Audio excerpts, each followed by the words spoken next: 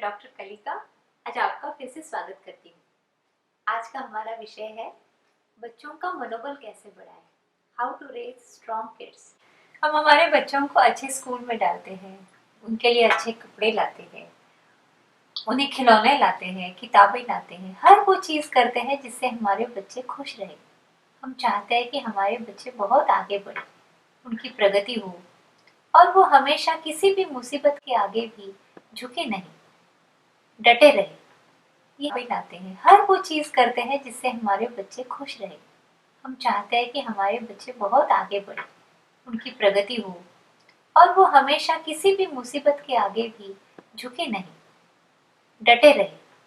यहीं पे आता है विषय कि उनका मानसिक आरोग्य हम कैसे संभालें, उनका मनोबल कैसे बढ़ाएं, उनकी मानसिक शक्ति कैसे बढ़ाएं। कोई अगर हम पेड़ के बारे में सोचे तो हमें वही पेड़ अच्छा बड़ा हुआ लगता है जिसकी जड़ें मजबूत हो और दूर दूर तक जमीन में फैली हुई हो। तो ऐसी अगर अपने जीवन की जड़ें मजबूत हो तो वो बच्चा मानसिक तौर पे हमेशा सक्षम होता है। तो अपनी जड़ें किस किस चीज से बनती है, वो बनती है हमारा जीवन दृष्टिकोण कैसे है उस पे। अगर हमारा जीवन दृष्टिकोण भी सक्षम है, सबल है और सबसे ज्यादा जरूरी है अगर वह स्थिर है, ये स्थिरता बहुत अच्छी चीज है। जब इस विषय के बारे में मैं सोच रही थी तो मुझे याद आया भगवत गीता में कहा है, सुख दुखे समे कृत्वा लाभा लाभौ जया जय। मतलब जो इंसान खुशी में या दुख में भी स्थिर है, जिसे लाभ होने से, चीजें मिलने से या तो फिर उसकी चीजें उससे छिन जाने से, उसे ना मिलने से भी वो स्थिर है, उसे जय हो या उसे पराजय मिले फिर भी वो स्थिर है। तो ये लक्षण है एक स्थिर पुरुष की, ये लक्षण है मानसिक सामर्थ्य की और यही लक्षण है जो हमें अपने बच्चों में देखने हैं। अब इसके लिए ये जो प्रवास है ये बच्चों का और हमारा साथ साथ होना चाहिए। अगर हमारे वर्तन में ये सब चीजें उन्हें दिखे तो इन पे विश्वास बढ़ेगा और वो आत्मविश्वास पूर्ण जिंदगी आगे ले जाएंगे। तो ये कैसे करना है, इसके बारे में हम आज 4-5 मूलभूत धारणाओं के बारे में बात करेंगे।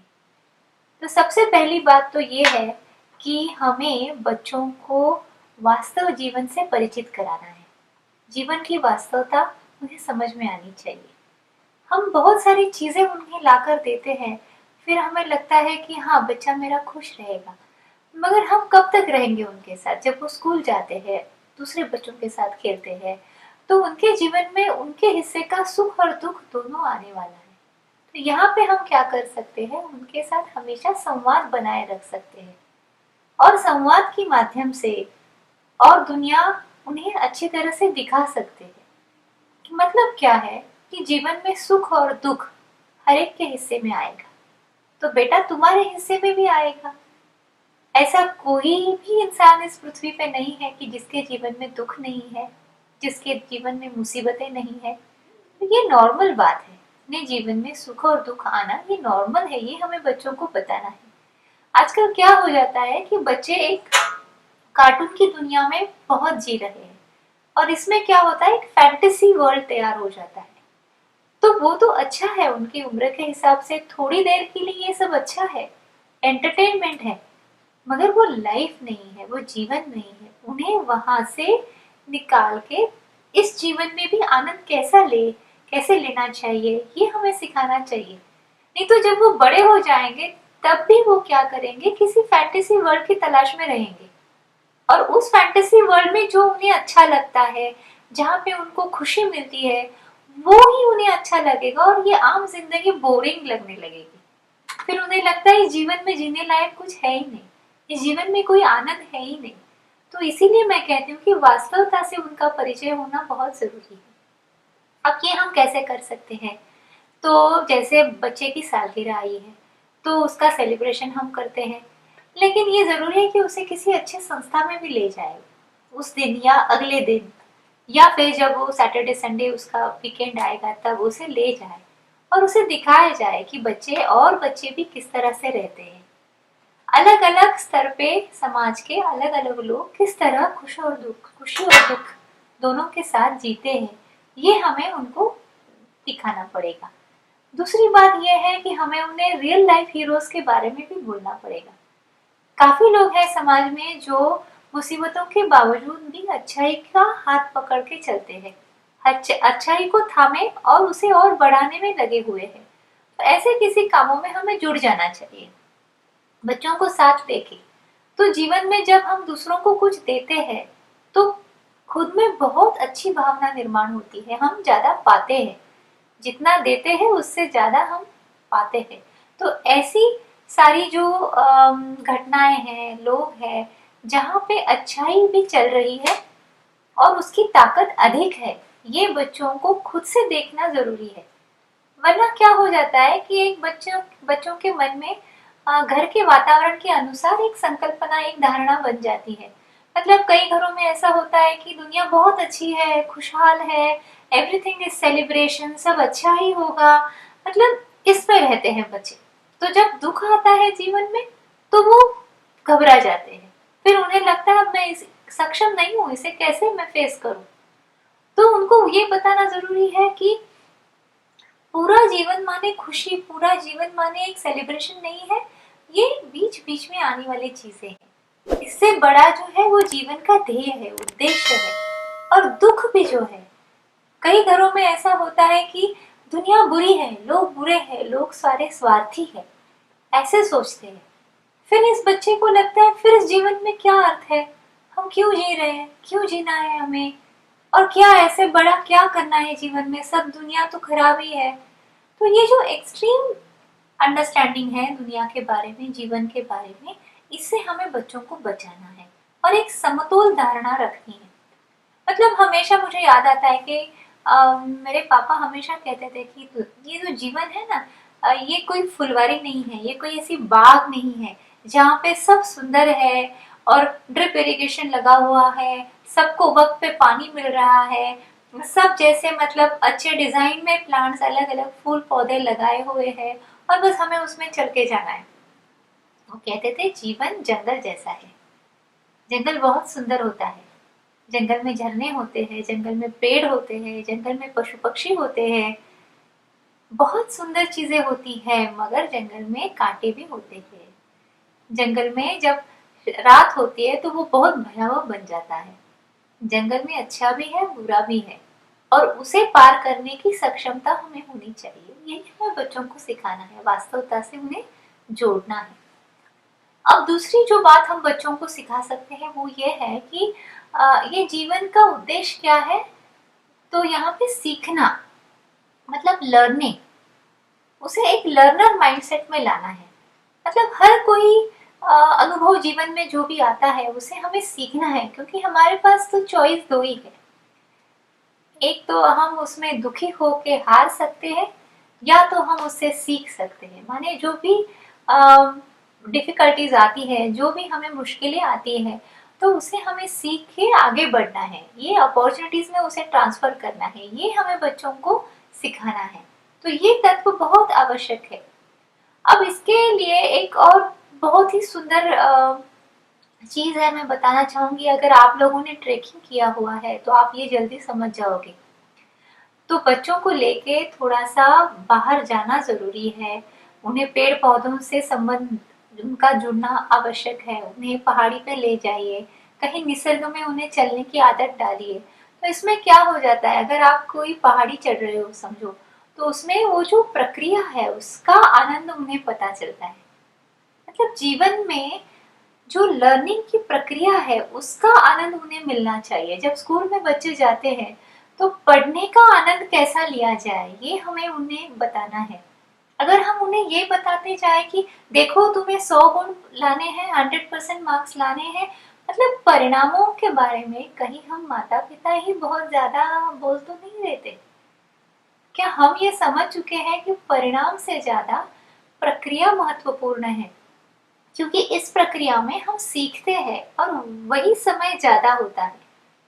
अगर गिरियारोहक अगर है और वो जो पहाड़ी चढ़ रहे हैं तो वो शिखर पे कब पहुंचेंगे और कितनी देर वहां रहेंगे, वो बहुत थोड़ी देर वहां रहेंगे। और हर कोई गिरियारोहक ऊपर तक नहीं पहुंचता, कोई लोग आधे में पहुंचते हैं, कोई थोड़े ऊपर जाते हैं। तो इसका मतलब उनका समय बर्बाद हुआ नहीं। वो जो प्रक्रिया वो कर रहे थे, वो जो मुश्किल से लड़ते लड़ते चढ़ाई पे चढ़ रहे थे, इसमें जो उन्होंने सीखा, इससे जो खुद को जाना, ये जरूरी है। तो जीवन भी तो ऐसा ही है। ये पूरा एक संभावनाओं का एक जैसे समुच्चय है, जिसे कहते हैं बंडल ऑफ पॉसिबिलिटीज। तो ये हमें बच्चों को बताना है। परिणाम एक जो हम चाहते हैं उतना ही सही नहीं है। परिणाम एक तो हमारे हाथ में हमेशा नहीं रहेंगे, क्योंकि उसके अलग अलग घटक है जो परिणाम उन पे इफेक्ट करते हैं या उन पे प्रभाव डालते हैं। तो प्रक्रिया जो है वो सीखने की प्रक्रिया, जीने की प्रक्रिया, खुशी लेने की प्रक्रिया, इसमें हमें बच्चों को लाना है और खुद को भी उसी तरह से डालना है, ताकि हमें लगे कि हाँ, परिणाम जो भी आए बच्चे कोलैप्स ना हो जाए। फिर हम देखते हैं 10वीं के रिजल्ट आए, 12वीं के रिजल्ट आए और बच्चों ने आत्महत्या कर ली। क्यों ऐसा किया? क्योंकि परिणाम की इतनी ज्यादा डर था, परिणाम का डर इतना ज्यादा था और ये पता ही नहीं था कि इसके अलावा भी कुछ हो सकता है। तो जीवन में अनेकों अनेक संभावना आएंगी, अच्छी भी, और ये हम कर सकते हैं। ये हमें उनको सिखाना होगा, तभी उनकी जड़ें मजबूत होंगी और वो मानसिक दृष्टया स्ट्रांग रहेंगे, मजबूत रहेंगे। और एक जो बात है कि कंपटीशन और कंपैरिजन, जिसे कहते हैं कि स्पर्धा और तुलना। तो कंपटीशन करे, स्पर्धा करे तो किससे करे? तो वो खुद से करे। मैं कल जिस तरह से मुझे लिखना आता था, क्या आज मेरा अक्षर कल से ज्यादा अच्छा है? अगर मैं गाना सीख रही हूँ तो जो मैं कल गा रही थी उससे अच्छा आज गा रही हूँ। अगर मैं पढ़ाई कर रही हूँ तो जो विज्ञान मुझे कल पता था, क्या उससे आज थोड़ा और पता चला है? तो ये कंपटीशन किसी और से नहीं है, वो हो भी नहीं सकती। स्पर्धा हमेशा सापेक्षता से भरी हुई है। अगर बहुत होशियार बच्चों में कोई लड़का लास्ट आ गया और बहुत कमजोर बच्चों में कोई लड़का अगर फर्स्ट आ गया, तो क्या ये समान है? स्पर्धा हमेशा अलग अलग लोगों के साथ करेंगे तो हम कभी स्थिर नहीं हो पाएंगे। जो खुद से स्पर्धा करे, जो खुद को निखारे, कल से मैं अच्छा हूँ, आज इसमें खुशी करे, वो अपने आप ही जिंदगी में आगे बढ़ेगा। दूसरी बात आती है तुलना से। हम हमेशा दूसरों के साथ तुलना करते हैं। हम घर में बड़े भी बात करते हैं, अरे उसने तो वो वाली कार ली, अरे उन्होंने वो इतना बड़ा बंगला ले लिया, अरे उन्होंने वो फ्लैट वहां उस जगह पे लिया, वो कितना महंगा है, हम देखो हम नहीं कर पा रहे। मतलब हम जो बातें करते हैं इसमें एक तुलना होती है, उससे आने वाली ईर्ष्या होती है, उसमें मत्सर भी होता है, कभी कभी दुखीपन भी होता है। तो हम जाने अनजाने में बच्चों में भी ये डाल देते हैं। लेकिन इससे अच्छा तो ये सोच है कि बहुरत्ना वसुंधरा, मतलब ये वसुंधरा जो पृथ्वी है इसमें बहुत सारे रत्न हैं, तो बहुत अच्छे लोग एक साथ रह सकते हैं, खुशी खुशी रह सकते हैं। यहाँ पे जो फीलिंग ऑफ एबंडेंसी है वो हमें बच्चों में लाना है।